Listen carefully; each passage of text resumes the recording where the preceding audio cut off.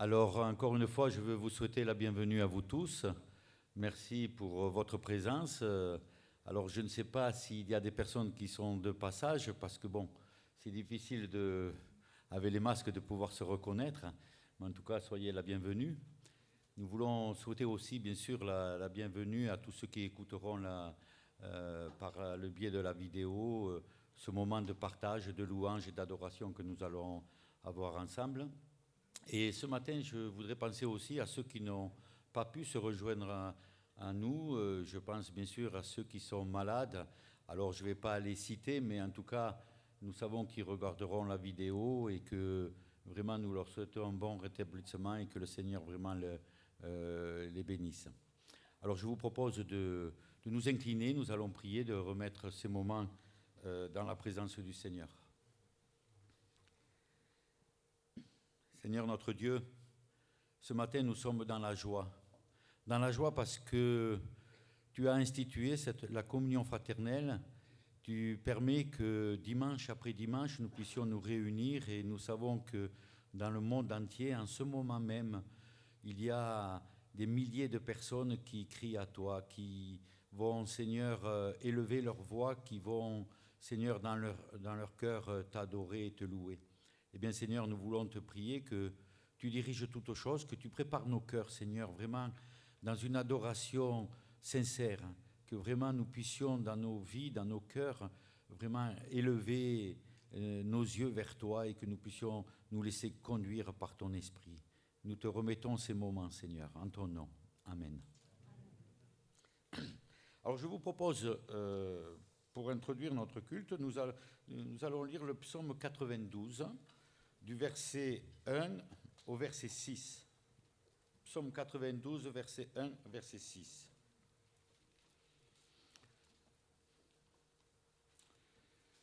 Il nous est dit, « Il est beau de louer l'Éternel et de célébrer ton nom, ô Très-Haut, d'annoncer le matin ta bonté et ta fidélité pendant les nuits, sur l'instrument à 10 cordes et sur le luth, au son de la harpe. Et je chante avec allégresse l'ouvrage de tes mains. Que tes œuvres sont grandes, ô Éternel, que tes pensées sont profondes. » Oui, il est beau. Il est beau ce matin de pouvoir louer notre Dieu, de pouvoir chanter à son honneur. Et je vous propose de chanter déjà un premier cantique, « Ton amour, ta puissance ».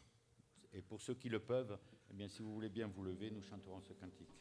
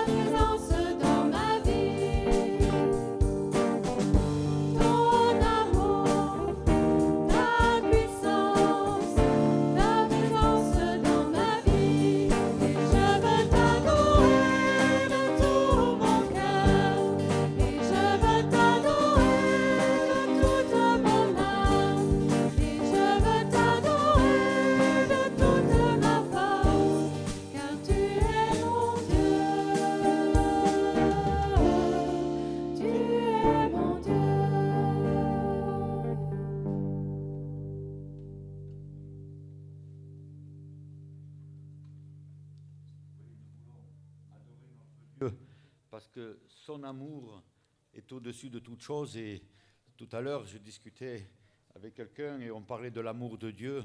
Et on disait, mais l'amour de Dieu, on ne peut pas le sonder. Il est insondable. C'est un amour sincère, c'est un amour grand. que je n'ai pas de mots pour exprimer l'amour de Dieu. Alors, vous pouvez vous asseoir. Alors, je vous propose d'ouvrir la Bible et nous lirons dans Exode au chapitre 20, un verset juste. Exode chapitre 20. Il nous est dit, c'est Dieu qui parle à Moïse. Alors Dieu prononça toutes ces paroles en disant, « Je suis l'Éternel qui t'a fait sortir du pays d'Égypte, de la maison de servitude. Je suis l'Éternel. » Ce nom, l'Éternel, là aussi, est insondable. Nous ne pouvons pas dire vraiment la définition de ce nom. Hein, parce que l'Éternel, c'est quelque chose qui est pour l'éternité. Ça n'a ni commencement ni fin. C'est hors du temps, hein, qui ne cessera d'exister. Et en préparant cette présidence, je suis tombé sur un mot que je ne connaissais pas, hein, et c'est le mot acéité. Alors, je ne sais pas si vous le connaissiez, mais en tout cas, j'ai regardé dans le dictionnaire, c'est un mot en latin, hein, qui veut dire, qui signifie l'état d'un être ou d'une chose qui existe par soi-même. Donc, c'est vrai que ce terme ne peut être attribué qu'à notre Seigneur, parce qu'il est l'Éternel, il n'a ni commencement ni fin, il existe par lui-même. Alors, je voudrais justement que nous puissions ce matin louer vraiment son nom par le cantique « Je loue ton nom éternel » qui sera suivi d'un autre cantique « Dieu, tu es grand ». Chantons ce cantique et là aussi, si vous pouvez vous lever, nous chanterons ce cantique en réalisant ce que nous chantons, que nous voulons adorer, hein, le nom de l'Éternel.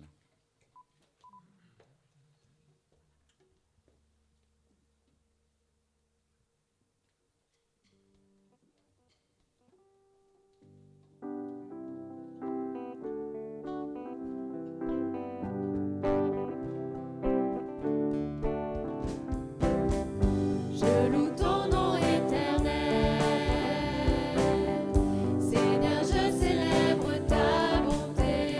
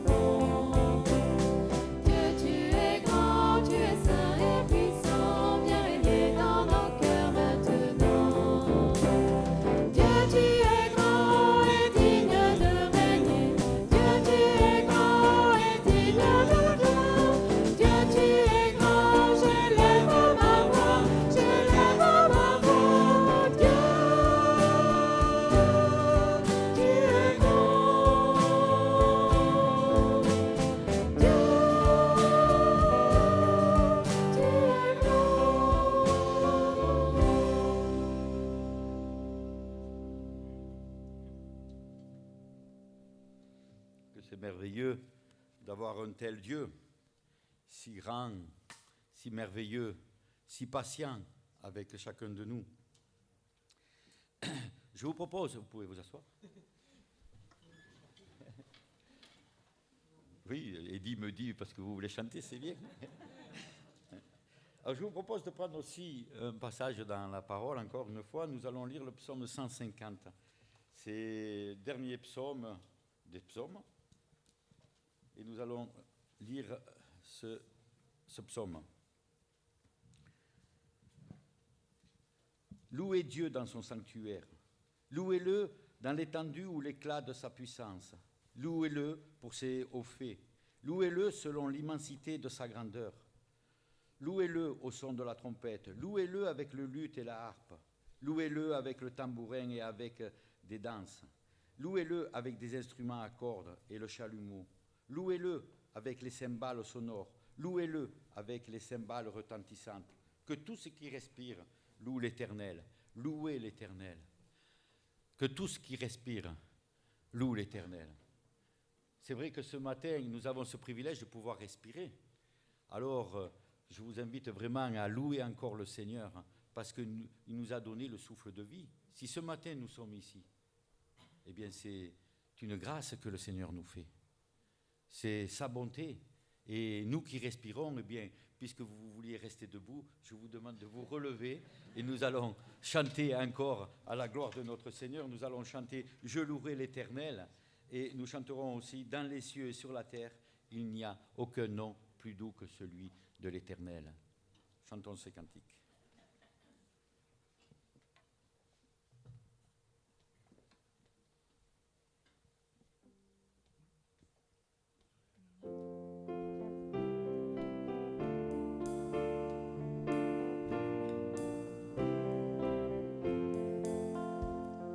Je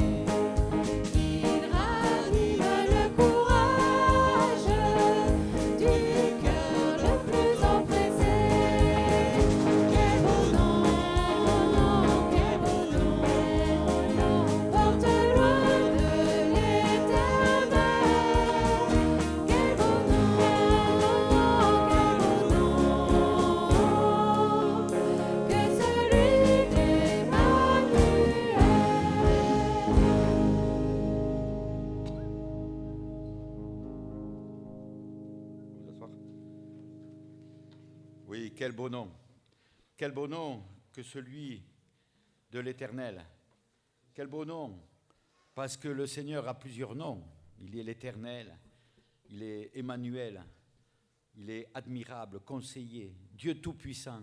Et vraiment, c'est ce Dieu-là que nous voulons ce matin, le louer et en être vraiment reconnaissant de tout ce qu'il fait. Et c'est un nom qui est grand. Grand, pas par la taille, mais grand par la puissance du Seigneur, de tout ce qu'il a fait pour chacun de nous.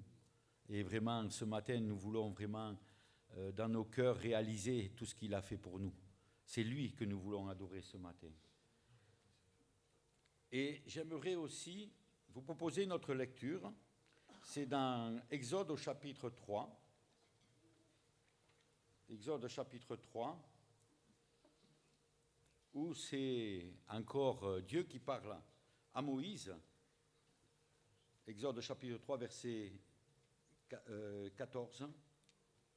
Il est dit, Dieu dit à Moïse, « Je suis celui qui est. » Et il ajouta, « C'est ainsi que tu répondras aux enfants d'Israël, celui qui m'envoie vers vous. » Dieu dit encore à Moïse, « Tu parleras ainsi aux enfants d'Israël.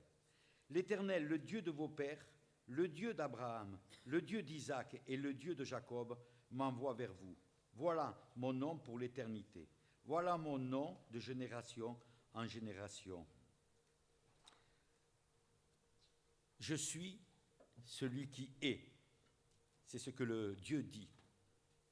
Et dans Jean, au chapitre 8, que je voudrais lire avec vous aussi, Jean chapitre 8, verset 58, il nous est dit, c'est Jésus qui parle là, verset 8, verset 58, Jésus affirme et il dit, « En vérité, je vous le dis. » Donc, si Jésus dit « en vérité », c'est que c'est la vérité.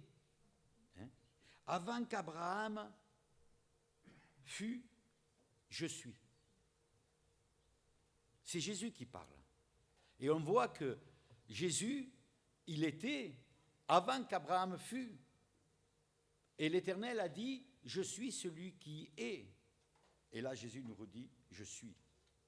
Eh bien, c'est vrai que nous croyons en celui qui est de toute éternité, à celui qui a ni commencement ni fin, celui qui est l'alpha et l'oméga. C'est en lui que nous croyons. Et si nous sommes là ce matin, c'est parce que nous voulons justement louer celui qui est de toute éternité et qui sera. Et quand nous serons dans le ciel avec lui, parce que le Seigneur nous le dit, eh bien nous pourrons là tous ensemble, et on ne sera peut-être pas 60 personnes, on sera des milliers et des milliers. Et des fois il y a des chants que nous chantons, j'ai des frissons. J'imagine en haut comment ça sera. Ah, quelle merveille de pouvoir adorer notre Seigneur. Alors je vous propose de chanter justement « Je crois au Dieu vivant », à ce Dieu qui est d'éternité en éternité, ce Dieu qui est éternel. Chantons ce cantique.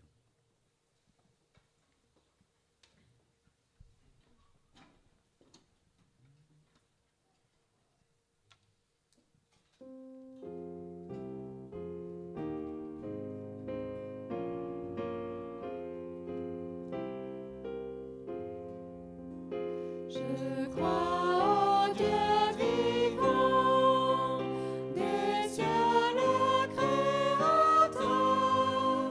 Je crois qu'il est le Tout-Puissant, le seul Seigneur. Je sais qu'il est amour, il m'aime et me conduit. Il est ma force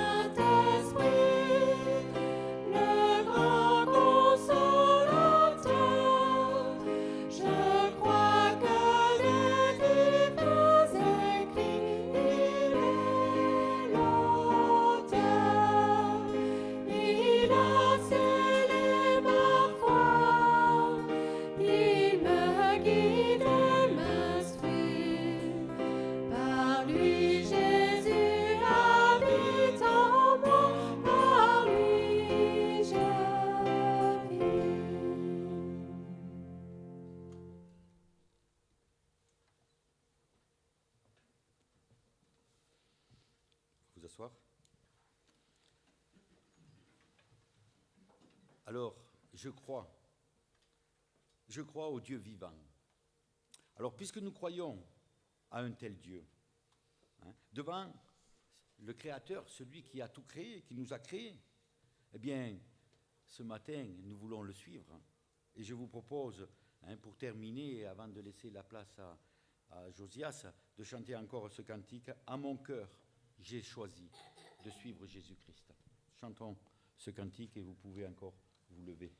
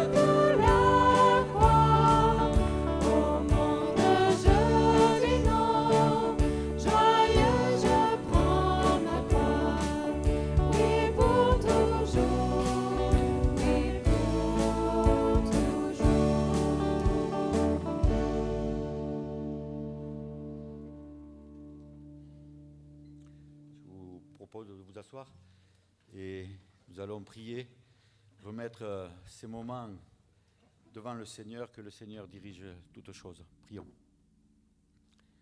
Seigneur notre Dieu, toi qui es au-dessus de toutes choses, toi qui es le créateur de toutes choses, toi qui n'as ni fin ni commencement, toi qui nous as donné ta parole, cette parole de vérité, eh bien Seigneur, ce matin, nous voulons être à l'écoute de ta parole.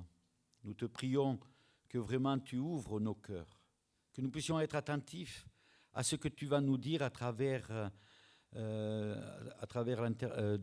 Josias, que tu le diriges, que tu le conduises, que tu lui donnes ton esprit, Seigneur, et que nous puissions être vraiment comme des enfants attentifs qui écoutent son Père. Conduis, Seigneur, ces instants, et que ton nom encore soit glorifié, que vraiment nous puissions, oui, dire non au monde pour pouvoir te suivre, Seigneur, parce que tu es le chemin, la vérité et la vie. Merci de ce moment, de ce privilège que tu nous donnes ce matin, de pouvoir être à ton écoute. Ouvre nos oreilles, Seigneur, au nom de Jésus. Amen. Ah oui, il y a les enfants qui doivent monter, les plus petits. Merci.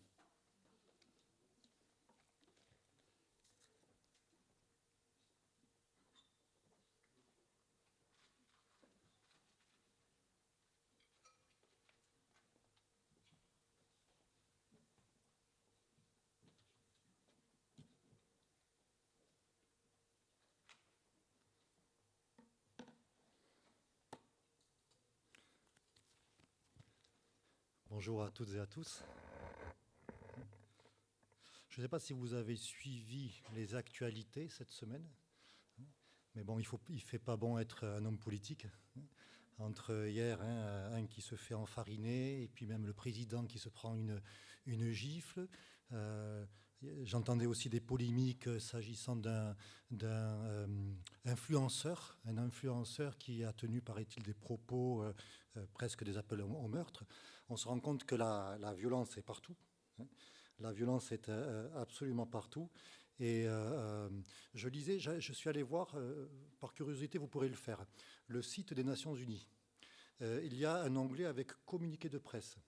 Et par curiosité, allez voir, vous allez constater que pratiquement tous les jours, il y a un communiqué qui fait part d'un conflit dans telle région du monde, de droits de l'homme bafoués, de sévices que certains vont subir. Mais alors c'est incessant, incessant, incessant. Et on se rend compte que vraiment la violence est vraiment généralisée. Dans les actualités aussi, quelque chose qui est peut-être passé inaperçu, mais il y a une réédition d'un livre très célèbre, je ne sais pas si vous avez suivi, c'est Mein Kampf d'Adolf Hitler. Et là aussi, alors j'entendais un débat là-dessus, avec certains qui sont contre, bien sûr, qui disent mais c'est un brûlot antisémite et rempli de haine, alors pourquoi le rééditer? Et puis d'autres qui disent oui, mais non, c'est pour la pédagogie, parce qu'il faut enseigner. Il faut enseigner, si on veut se débarrasser de la haine, il faut passer par l'enseignement. Et puis on se rend compte malheureusement que l'homme a beaucoup de mal aussi. L'homme a beaucoup de mal à ce sujet. Et de tous les côtés, où que l'on regarde, eh bien, on voit que c'est la violence et que l'homme cherche la paix, mais que l'homme ne peut pas trouver la paix. Et la parole de Dieu, la Bible, parle aussi de violence, forcément, puisqu'elle parle de l'homme. Donc automatiquement, elle parle de violence. Mais ce qu'il y a de formidable, c'est que la parole de Dieu nous parle aussi de paix. Et je voudrais prendre avec vous ce matin une parole de Jésus que nous trouvons dans l'évangile de Jean, au chapitre 14 et au verset 27.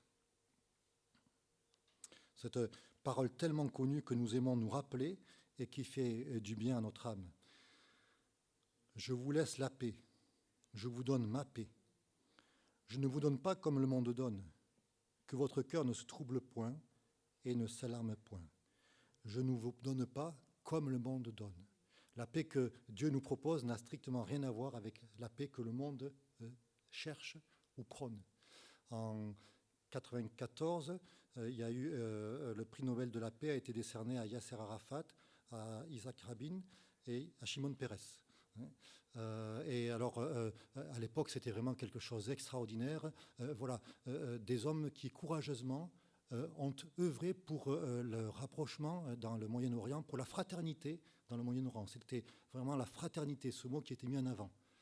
Et juste quelques temps plus tard, eh bien, il y avait le mur de séparation qui était érigé, la barrière, comme l'appellent certains, qui était érigée. Et en fait, on se rend compte que le monde parle de paix, mais ne peut pas avoir la paix, ne peut pas obtenir la paix. Tout au plus, il va mettre des séparations pour empêcher la guerre. La poignée de main entre les dirigeants n'avait strictement rien changé. Et il y a un verset très très important que nous trouvons dans la parole de Dieu, et on voit que la parole de Dieu, que Dieu prend un tout autre chemin pour la paix que celui que le monde cherche.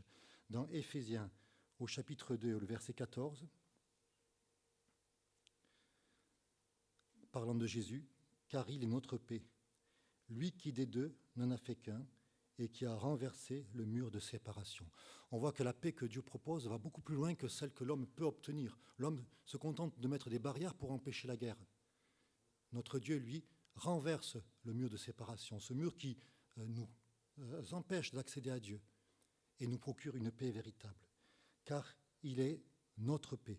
Et je voudrais voir avec vous deux points importants au sujet de la paix que nous trouvons dans la parole de Dieu. Alors, j'ai regardé sur la concordance, je crois qu'il y a à peu près 250 versets qui parlent de paix, et même, on pourrait dire, 300 allusions à la paix dans la parole de Dieu. Du début à la fin de la parole de Dieu, eh bien, notre Seigneur nous parle de la paix. Mais je voudrais juste voir deux points importants avec vous ce matin, très rapidement. Le premier point, nous pouvons le trouver dans Romains au chapitre 5 et au verset 1.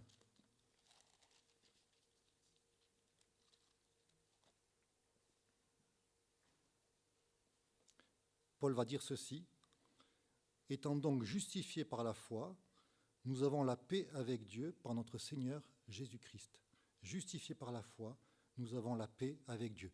Les 3 premiers chapitres, en particulier de Romains, nous parlent de l'impossibilité pour l'homme de se tenir devant Dieu. Paul va démontrer que l'homme n'a en lui ni les ressources, ni les possibilités de se trouver devant Dieu, de pouvoir plaire à Dieu par lui-même. Et il va parler des Juifs qui possèdent la loi. Il va parler aussi des païens qui ont la loi en eux-mêmes, va dire Paul. Mais ni les uns ni les autres ne peuvent faire quoi que ce soit pour être dans la présence de Dieu, pour avoir la paix avec Dieu. Personne ne peut dire « je suis en paix avec Dieu ». Personne ne peut dire que par lui-même, par ses propres forces, il est en paix avec Dieu. Aux Éphésiens, Paul va employer à plusieurs reprises cette expression « fils de la rébellion ». Et il va dire, eh bien, par nature, nous étions tous par nature enfants de la rébellion.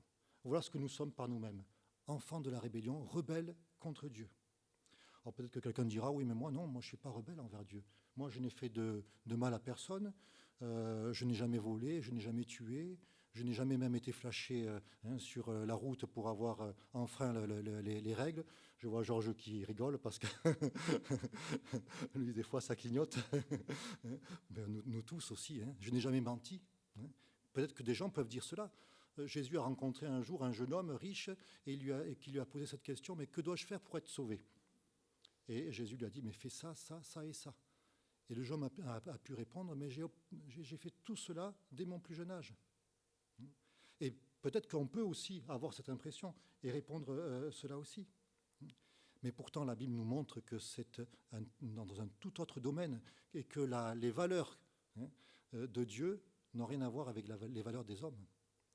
Peut-être que vous ne le savez pas, mais ici, il y a plusieurs assassins.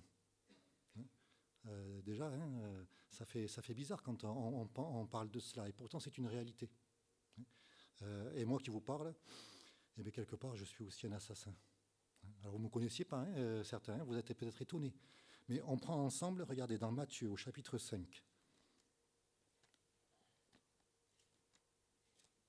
Matthieu, chapitre 5, versets 21 et 22.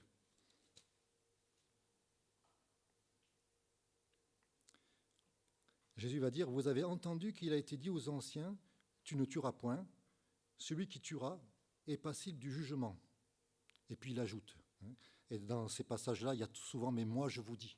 Et on voit que la norme que Christ prône va même beaucoup plus loin que celle de la loi.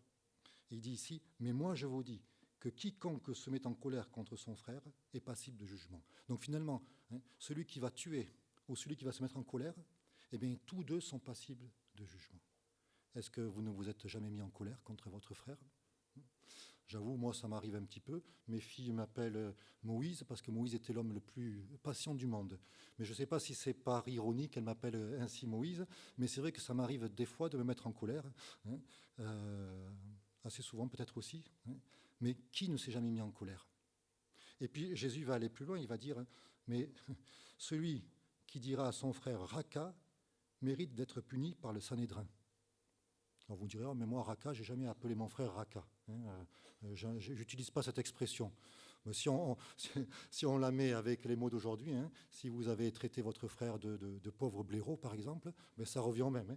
C'est strictement la même chose. Raka, des traductions vont parler d'imbécile. Voilà. Donc, si vous avez dit à quelqu'un, mais tu es stupide, eh bien, Jésus dit, ben voilà, vous devriez passer devant le Sanhédrin, devant le tribunal. Et celui qui lui dira insensé mérite d'être puni par le feu de la géhenne. On voit que la norme de Dieu n'a rien à voir avec celle des hommes. Et personne ne peut dire qu'il est justifié par ses propres œuvres devant Dieu. Donc personne ne peut dire qu'il est en paix avec Dieu, parce que nous sommes tous en guerre contre Dieu. Nous sommes tous en guerre contre Dieu. Et on voit ici, on pourrait dire, mais c'est quand même bizarre, parce que finalement, bon, ce ne sont que des mots. Mais si certains d'entre nous ont été victimes dans leur enfance ou même en tant qu'adultes d'insultes, vous savez que les mots peuvent tuer. Vous savez que souvent, ils deviennent en quelque sorte le miroir dans lequel on se regarde et on se voit, et ils nous conditionnent pour de longues années. Et voilà ce que va dire Jésus dans ce passage. On a beaucoup de difficultés à le comprendre, mais voilà la norme de Dieu. Nous sommes tous en guerre contre Dieu. Même si nous ne le réalisons pas, nous sommes tous enfants de la rébellion. Et Jésus-Christ est venu. Et en Jésus-Christ, Dieu nous propose ce traité de paix qu'il a signé avec le sang de son Fils. Si on reprend Éphésiens chapitre 2, « Vous étiez sans espérance et sans Dieu dans le monde, mais par le sang de Christ, Dieu a renversé le mur qui nous séparait de lui. Christ est notre paix. Christ est notre paix. Il a détruit l'inimitié et il a fait de nous des êtres nouveaux. Il a apporté la paix à ceux qui étaient loin. Il a apporté la paix à ceux qui étaient près. Christ est notre paix. Jésus-Christ se présente comme étant le chemin, la vérité et la vie. Il y a un passage dans Ésaïe qui est repris dans Romains, au chapitre 3, Paul va le reprendre, qui va dire, ben voilà, l'homme par lui-même ne connaît pas le chemin de la paix. Les sentiers qui sont tracés par les hommes sont des sentiers qui mènent à la perdition, et ceux qui s'y engagent ne connaissent pas la paix. Ils ne connaissent pas le chemin de la paix. La paix que Dieu nous propose est totalement différente de la paix des hommes. Christ est notre paix. La paix, c'est une personne, c'est Jésus-Christ lui-même. Georges a cité ce verset d'Ésaïe, chapitre 5, que l'on cite souvent aussi à Noël. Un enfant nous est né, un fils nous est donné, la domination reposera sur ses épaules. On l'appellera admirable, conseiller, Dieu puissant, Père éternel, prince de la paix. On l'appellera prince de la paix. Un fils nous est donné, on l'appellera prince de la paix. Et est-ce que ce matin nous sommes tous en paix avec Dieu?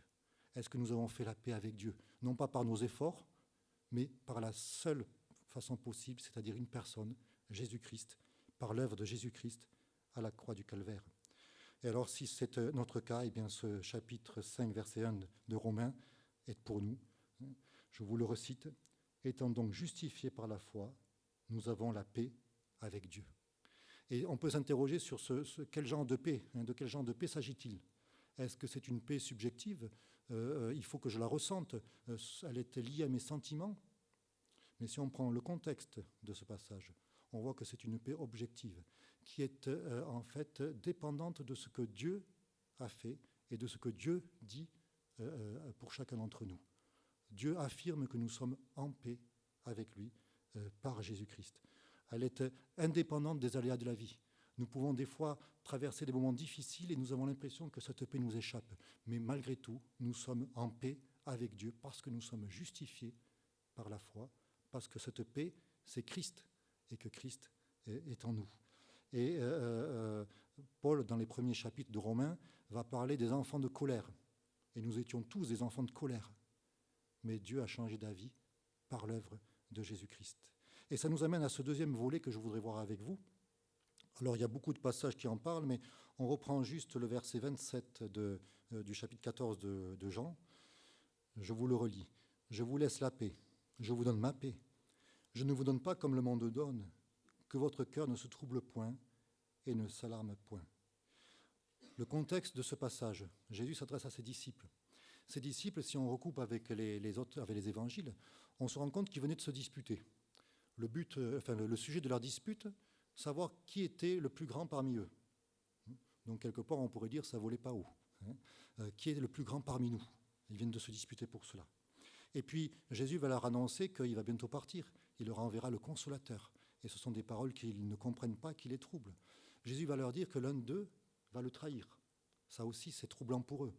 Jésus va dire à Pierre, mais toi, tu vas me renier. C'est donc un moment particulier pour les disciples. Et Jésus choisit ce moment-là pour leur faire cette promesse tellement précieuse. Je vous donne la paix, je vous laisse ma paix. Et c'est une promesse qui a été précieuse pour eux, qui a été vraiment tellement utile dans ces moments difficiles, mais sans doute n'ont-ils pas pu l'appréhender, la réaliser directement. Et on le voit dans leur vie, on voit qu'ils ont été dans l'inquiétude aussi, avant de pouvoir vraiment vivre cette promesse. Et ça me fait penser à un exemple, une anecdote. Vous avez déjà vu des films là-dessus. C'est quelque chose qui s'est réalisé après la Seconde Guerre mondiale. Dans certaines îles du Pacifique Sud, des soldats japonais ne savaient pas que la guerre était finie. Et ils se terraient dans des cavernes, ils s'étaient construits des abris, et ils vivaient là. En fait, ils ne sortaient que pour subvenir à leurs besoins, et ils étaient là dans la peur. Et paraît-il que certains ont vécu ainsi pendant presque 20 ans. En fait, la paix était signée, mais eux ne la vivaient pas, parce qu'ils ne réalisaient pas qu'ils étaient en paix. Et lorsqu'on leur a annoncé cette nouvelle, certains n'ont pas pu vraiment la vivre, parce qu'ils avaient pris de telles habitudes pendant toutes ces années que finalement, ils n'arrivaient pas à réaliser que, oui, ils étaient en paix. Ils étaient en paix.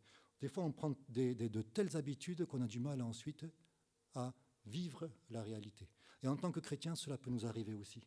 Nous sommes en paix avec Dieu, et pourtant, eh bien, des fois, nous sommes un petit peu comme ces soldats. Nous vivons dans la crainte, nous ne réalisons pas que nous avons un tendre Père qui nous aime et qui nous dit, oui, tu es en paix, oui, je te donne ma paix, je te laisse ma paix. Dans Romains chapitre 5, verset 1, je vous relis le premier verset. « Étant donc justifiés par la foi, nous avons la paix avec Dieu par notre Seigneur Jésus-Christ. » Et puis au verset 8, « Dieu prouve son amour envers nous, en ce que lorsque nous étions encore des pécheurs, Christ est mort pour nous. À plus forte raison, maintenant que nous sommes justifiés par son sang, serons-nous sauvés par lui de la colère. Car lorsque nous étions encore ennemis, nous avons été réconciliés avec Dieu par la mort de son Fils. À plus forte raison, étant réconciliés, serons-nous sauvés par sa vie. » En fait, que dit Paul ici? Il dit, mais voilà, le Seigneur a tellement donné pour nous, en donnant son Fils Jésus-Christ, il a tout donné. Et donc maintenant que nous sommes à lui, eh bien entendu qu'il va veiller sur nous. Il ne va pas avoir fait tout cela pour ensuite nous laisser comme cela, vivre notre vie sans se préoccuper de ce qui nous arrive. Non, vraiment, notre Seigneur prend soin de chacun d'entre nous. Et Paul va le développer en montrant l'amour que Dieu a pour chacun d'entre nous. Et souvent, nous avons peur du lendemain. Nous avons peur de ce qui peut nous arriver. Et nous ne vivons pas véritablement cette paix. Nous ne l'expérimentons pas. Peut-être que c'est le cas parmi nous ce matin, de ne pas expérimenter cette paix. Je voudrais vous laisser un verset qui est tellement important à ce sujet. Ça vaut le coup des fois. C'est notre frère Christian qui souvent nous faisait apprendre des versets par cœur. Et là, c'est vraiment un verset qui est important et qui peut nous aider et qui peut nous permettre de réaliser combien notre Dieu prend soin de nous. Philippiens chapitre 4, versets 6 et 7.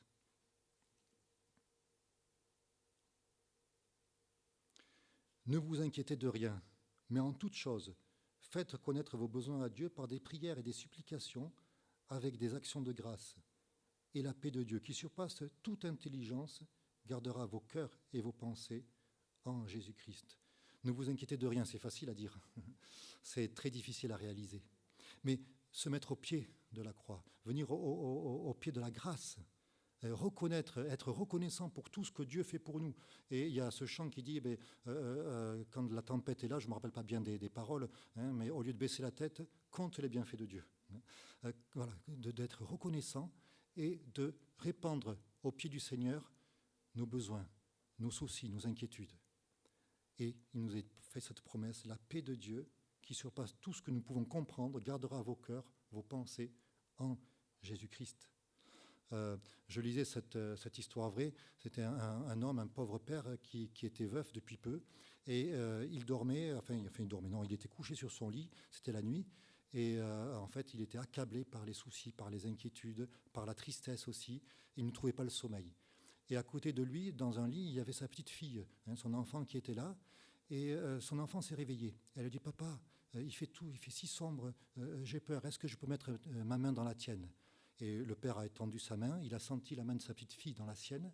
Et quelques minutes après, il entendait la respiration paisible de son enfant qui s'était rendormi. Et ça lui a parlé. Et il s'est adressé à Dieu, il lui a dit, mais Seigneur, toi tu es mon Père aussi. Alors voilà mes soucis. Voilà mes soucis, mais merci parce que tu es mon Père. Et prends ma main, Seigneur, parce que de moi-même, je ne peux rien faire. Prends ma main. Et en fait, il a expérimenté tout simplement ce verset, ne vous inquiétez de rien, mais en toute chose, faites connaître vos besoins à Dieu par des prières et des supplications, avec des actions de grâce, et la paix de Dieu, qui surpasse toute intelligence, gardera vos cœurs et vos pensées en Jésus-Christ. Dieu se présente à nous comme le tendre Père qui prend soin de ses enfants. Vous savez, là encore, si on regarde les actualités, alors vous entendez très très souvent, avec une pointe de condescendance, si ce n'est pas de l'ironie, parler des valeurs judéo-chrétiennes. En fait, c'est toute la parole de Dieu, toutes les valeurs bibliques qui sont attaquées, qui sont battues en brèche, et aujourd'hui encore plus que jamais. Et c'est notre président qui a dit, il y a quelques jours, qu'un père n'est pas forcément un mâle. Donc c'est en fait pour vraiment détruire la famille. la parole de Dieu prend un autre chemin. Et Dieu se présente à nous comme un tendre Père. Quelqu'un a dit, il suffit d'attaquer les mots, de les dénaturer pour que la chose disparaisse. La parole de Dieu demeure. Elle demeure éternellement. Notre Dieu est fidèle à sa parole. Ses paroles ne passeront point. Et Dieu se présente à nous comme ce tendre Père. Jésus a dit à ses disciples, ne vous inquiétez de rien. Ne vous inquiétez de rien, mais sachez que votre Père céleste prend soin de vous. Ne recherchez pas les choses qui sont nécessaires. Votre Père céleste sait que vous en avez besoin. Donc faites-lui confiance. Et c'est vrai que nous avons vraiment besoin de nous remémorer que la paix qui nous est présentée dans la parole de Dieu, c'est une personne, c'est Jésus-Christ. Et contempler le Christ, la Bible nous dit que lorsque nous le contemplons, nous sommes transformés de gloire en la même image. Et nous sommes transformés dans l'image de celui qui est le prince de la paix. Et nous devons rechercher Jésus-Christ dans la parole de Dieu. La Bible dit aussi que la foi, et là c'est une question de foi, la foi vient de ce que l'on entend, et ce que l'on entend vient de la parole de Dieu ou de la parole de Christ. Recherchons le prince de la paix dans la parole de Dieu. Et nous avons des dizaines de passages qui nous montrent que nous pouvons nous confier véritablement en Dieu. Juste, il y a Marie, ma fille, qui m'envoie tous les jours un petit texto avec un verset. Alors si je le retrouve, oui, je vous en lis juste quelques-uns. Alors c'est intéressant parce que c'est dans des traductions qui sont un petit peu différentes, donc souvent les mots prennent une autre tournure et on se rend compte qu'on n'avait pas vraiment réalisé certaines choses. Je connais les projets que je forme pour vous, projets de paix et non de malheur. Jérémie 29, on le connaît celui-là. Voilà pourquoi je vous dis, ne vous tracassez pas sans cesse. Matthieu 6, 25. Philippiens 4, 13. Je peux faire face à toutes les difficultés grâce au Christ qui m'en donne la force. Psaume 46, 2. Dieu est pour nous un abri sûr, un secours toujours prêt dans la détresse. Psaume 84, heureux ceux qui trouvent leur force en toi, ils ont dans leur cœur des chemins tout tracés, etc. Combien c'est précieux de vraiment nous nourrir de la parole de Dieu et de rechercher Christ, qui est le prince de la paix. La paix, vous savez, ce n'est pas essentiellement l'absence de difficultés. Non, la paix, c'est la présence de Christ dans notre vie, dans notre cœur. Et c'est une présence qui n'est pas théorique, qui n'est pas subjective, mais qui est réelle, qui est repérée, qui est reconnue, qui est accueillie et qui est agissante. Et ça, c'est notre responsabilité.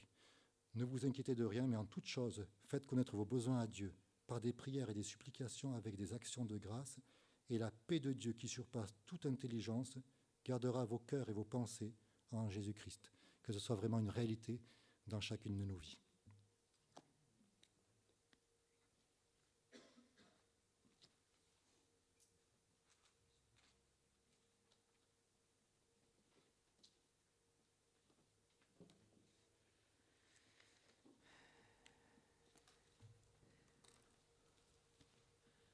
Merci au Seigneur pour ce qui a été dit. Merci parce que il nous a été rappelé que la paix, c'est une personne. C'est Jésus-Christ. Et j'ai bien aimé ce que Josias a dit, que la paix, c'est la présence de Jésus-Christ dans notre vie. Et j'étais en train de penser à un verset qui nous dit, mais à qui irions-nous ? Tu as les paroles de la vie éternelle, tu es la vie éternelle. Et tu es ce prince de paix qui nous a été rappelé ce matin.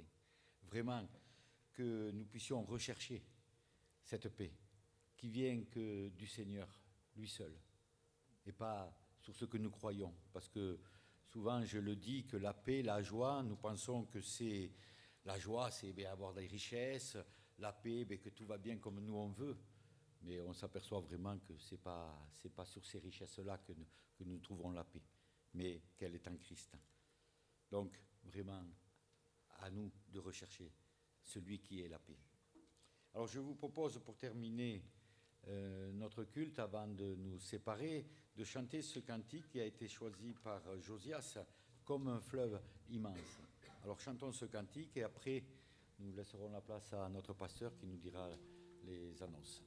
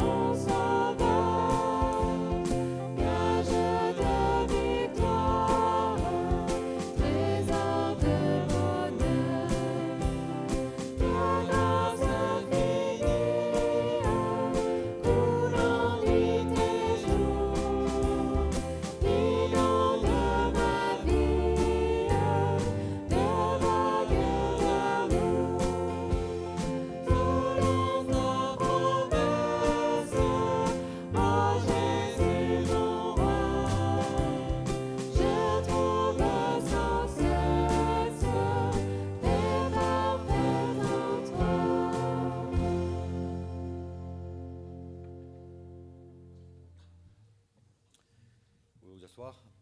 Voilà, notre culte se termine et nous voulons vous souhaiter à tous un bon dimanche et que vraiment, durant cette semaine, que nous puissions chercher cette paix qui est auprès du Seigneur. Bon dimanche à vous tous.